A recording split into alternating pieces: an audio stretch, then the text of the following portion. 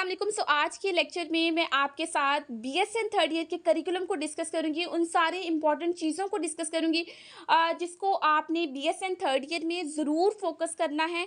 Start करते हैं। सबसे पहले तो आपने थर्ड ईयर में कम्युनिटी हेल्थ नर्सिंग के सब्जेक्ट में आपने 3-4 चीज़ें पढ़नी हैं। सबसे पहले तो जो आपके कंटेंट के चैप्टर्स हैं, दूसरे नंबर पे आपने गायनी का पोर्शन पढ़ना है और थर्ड आपने ट्रॉपिकल डिजीजेस पढ़नी है।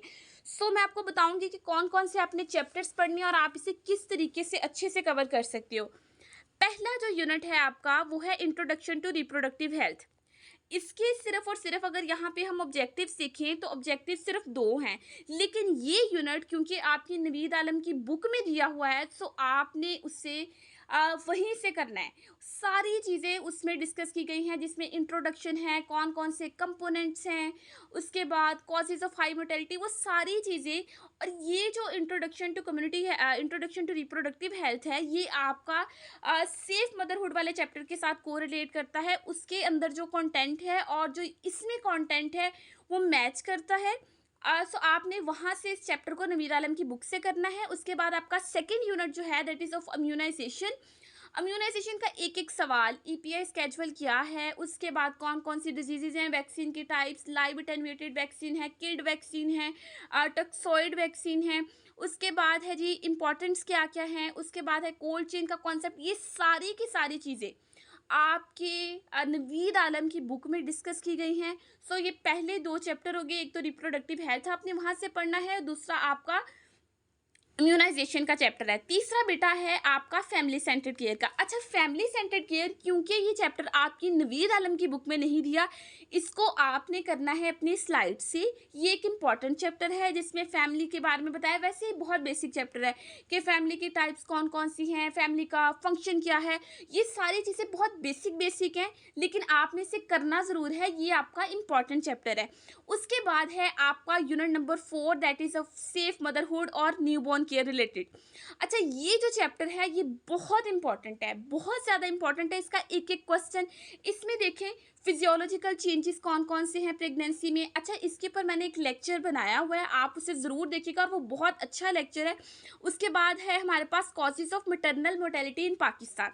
अच्छा, ये जो क्वेश्चन है मैटरनल मोर्टेलिटी के क्या क्या कॉजेज हैं, ये आपके रिप्रोडक्टिव हेल्थ वाले चैप्टर में से जो आपकी नवीद आलम की बुक है वहाँ से ये आपका ऑब्जेक्टिव फुलफिल होगा। उसमें बहुत अच्छी तरीके से बताए हुए हैं मेन ऑब्जेक्टिव्स क्या हैं, और काफ़ी सारे मतलब उनकी काफ़ी लंबी लिस्ट बताई गई है कि कौन कौन सी ऐसी चीज़ें हैं जिसकी वजह से मैटरनल मोर्टेलिटी होती है पाकिस्तान में। उसके बाद है हमारे पास हाई रिस्क मदर कौन सी हैं, हाई रिस्क केसेस कौन कौन से हैं, ऐसी फीमेल जिनकी एज 18 से कम है, जिनकी हाइट थोड़ी कम है, जिनकी एज ज़्यादा है, मल्टी पेरेंट्स वुमेन है। ये सारी चीज़ें जो हैं ये क्वेश्चन भी आपका नवीद आलम की बुक से कवर होगा। उसके बाद एंटीनेटल केयर की क्या गाइडलाइन है। एंटीनेटल केयर का जो टॉपिक है ये आपकी बुक में बहुत अच्छा जो है ना कवर हो रहा है, लेकिन आप इसको एक दफ़ा स्लाइड से भी ज़रूर देखिएगा। उसके बाद है हमारे पास होम डिलीवरी केयर जो है उसमें प्रेपरेशन क्या क्या करनी है, ये टॉपिक आप स्लाइड से कीजिएगा। उसके बाद है डिलीवरी प्रोसेस में क्या क्या मैनेजमेंट है, ये टॉपिक भी आपने स्लाइड से करना है। पोस्ट नेटल कॉम्प्लिकेशन की जो लिस्ट है ना कि क्या क्या कॉम्प्लिकेशन है, ये आपके रिप्रोडक्टिव हेल्थ का जो चैप्टर है उसमें कवर हो रही है, लेकिन इसको एक दफ़ा इसकी डिटेल आप स्लाइड से देख लीजिएगा। पोस्टमार्टम असेसमेंट में क्या क्या गाइडलाइन है, क्या क्या टीचिंग है, ये क्वेश्चन आपकी बुक में नहीं दिया हुआ, इसको भी आप स्लाइड से देखिएगा। उसके बाद है न्यूबॉर्न केयर। न्यूबॉर्न केयर का वैसे टॉपिक जिसमें ऐप का स्कोर है ये नवीद आलम की बुक में है, लेकिन इस टॉपिक को भी आप एक दफ़ा स्लाइड से ज़रूर देखिएगा। अब तक जितने चैप्टर हमने देखे हैं कि आपने अपनी बुक से कौन कौन से चैप्टर करने हैं, एक आपने रिप्रोडक्टिव हेल्थ का चैप्टर करना है, दूसरा आपने अपनी इम्यूनाइजेशन का चैप्टर करना है। यही 2 चैप्टर आपकी बुक में है, क्योंकि फैमिली सेंटर तो है नहीं, और सेफ मदरहुड के जो टॉपिक्स हैं जब आप अपना रिप्रोडक्टिव हेल्थ वाला चैप्टर करोगे उसी के साथ सेफ मदरहुड वाला भी आपका कवर हो जाएगा। उसके बाद जो थर्ड यूनिट आपने अपनी नवीद आलम की बुक से करना है वो है फैमिली प्लानिंग।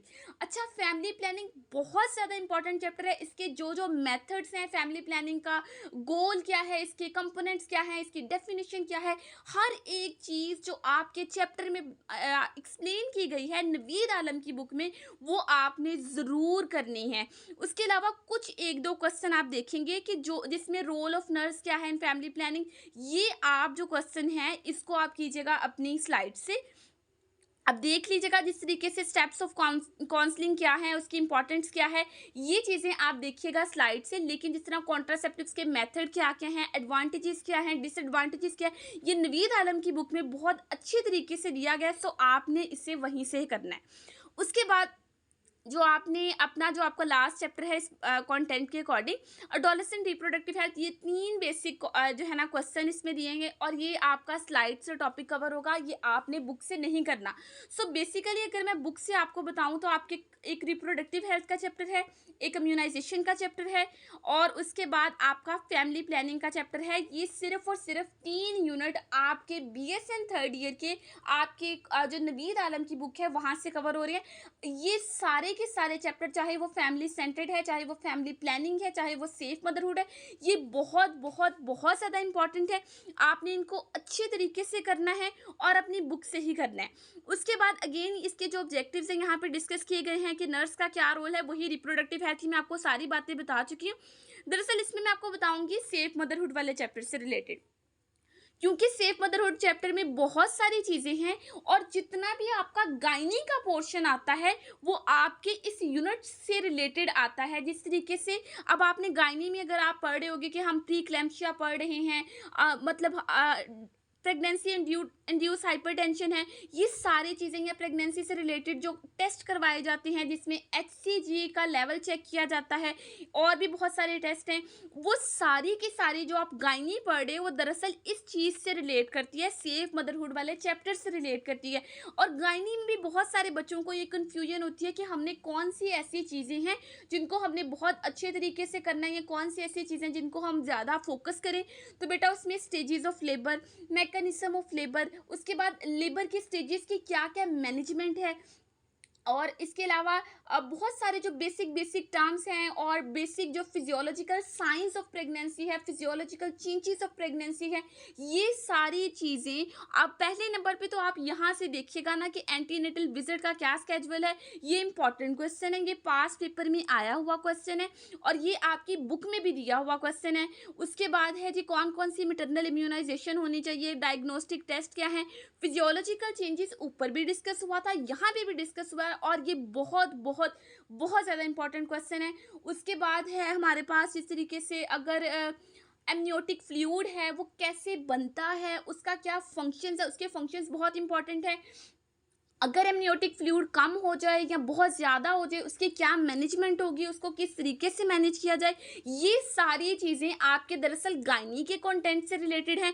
अब जिस तरीके से बेटा यहाँ पे आप देखिएगा स्टेजेस ऑफ लेबर, अब स्टेजेस ऑफ लेबर यहाँ पे दिया हुआ है और नर्सिंग केयर क्या होगी स्टेजेस ऑफ लेबर में या नर्स का क्या रोल होगा, ये बहुत इंपॉर्टेंट है। ये आपके कंटेंट की लाइन्स है जो आप पढ़ते हो और इसको आपने अच्छे तरीके से करना है। प्री क्लैम्पशिया, इक्लैम्पशिया, इनकी नर्सिंग केयर क्या है, बहुत इंपॉर्टेंट है। Diabetes pregnancy induced hypertension is very very important question. उसके बाद है हमारे पास अदर जो इसमें से आपने चीज़ें करनी है, कौन सी डाइट देनी चाहिए मदर को, पोस्टपार्टम हेमरेज क्या है, पोस्टपार्टम इन्फेक्शन क्या है, पोस्टपार्टम हेमरेज की क्या केयर है, ये सारे क्वेश्चन जो हैं ये आपके गायनी के पॉइंट ऑफ व्यू से रिलेटेड है और दरअसल ये सेफ मदरहुड के ही ऑब्जेक्टिव्स हैं जिसको आपने करना है। सो पहले तो आपने वो चैप्टर्स करनी है। अगर अब आपने सेफ मदरहुड वाला चैप्टर करना है तो इसमें आपका सारा गायनी पोर्शन आएगा, इसको आप स्लाइड से कर सकते हो या फिर आप 10 टीचर्स की बुक से कर सकते हो और ताकि आपके ये सारे के सारे ऑब्जेक्टिव्स कवर हो सकें। अब ये तो चीज़ें होगी। अब इनकी जो एमसीक्यू है वो आपने किस तरीके से करनी है। अच्छा, ये कभी कभी यूएचएस का क्राइटेरिया किसी ईयर में कुछ और होता है और किसी ईयर में कुछ और होता है। जब मैंने अपना बीएसएन थर्ड ईयर का एग्ज़ाम दिया था तो हमारे सारे के सारे एमसीक्यू पीछे वाले थे, नवीद आलम की बुक के जो एंड पे दिए हुए हैं। और क्योंकि आपने इसमें सिर्फ और सिर्फ ये चीज़ें नहीं, आपने अपना ट्रॉपिकल डिजीज़ का पोर्शन भी करना है। तो ट्रॉपिकल डिजीज़ आपकी जितनी भी दी हुई हैं आपने उनको बहुत अच्छे से करना है। और ज़्यादा इंपॉर्टेंट बेटा कौन सी होती हैं, जो डिजीज़ आपकी बुक्स में दी हुई हैं। अब बुक में जो डिजीज़ दी गई हैं उन पे ज़्यादा फोकस करें, क्योंकि अगर आप इसको देखेंगे ना, हर एक डिजीज़ बुक में नहीं दी हुई। आपकी कुछ डिजीज़ हैं जो बुक में नहीं दी गई, जिसमें ट्रैकोमा है, जिसमें और भी बहुत सारी इधर से आ जाएंगी। आप उन डिसीज़ेज़ को पढ़ो ज़रूर, लेकिन आप उनको सिर्फ़ एक ऐज़ अ कॉन्सेप्ट लेने के लिए करो, लेकिन ज़्यादा फ़ोकस आप ज़्यादा उन चीज़ों पे फ़ोकस करो जो आपकी नवीद आलम की बुक में दी गई हैं, जिसमें ट्यूबरक्लोसिस की diseases very, very important, diphtheria है, पर्टिसिस है, मीज़ल्स, मम्प्स, ये बहुत डिटेल में बताई गई हैं, बहुत इंपॉर्टेंट है। अच्छा, ये जो सारी डिसीज़ेज़ हैं, इनके एमसीक्यू बहुत ज़्यादा कन्फ्यूज़िंग होते हैं, और जिस तरीके से फ़लाँ डिज़ीज़ है, इसका सब क्लिनिकल फ़ेज़ क्या है, आते ही ये सारे के सारे एमसीक्यू बुक के एंड वाले ही हैं। तो ट्रॉपिकल डिसीजेस के फर्स्ट ऑफ ऑल तो एमसीक्यू हैं बहुत ज़्यादा। आप इसको स्टार्टिंग से ही करो कि आप हर एक डिजीज़ पढ़ते हो, अपनी उस डिजीज़ के 5 से 10 जो आपके एमसीक्यू बनते हैं, आप उनको करो, और सिर्फ एमसीक्यू वो मत करो जो आपको एडिशनल एमसीक्यू आपके इन सारे जो 23 से 25 चैप्टर्स के एंड पे दिए हुए हैं, एडिशनल एमसीक्यूज में आता है, उनको भी आपने अच्छे तरीके से करना है।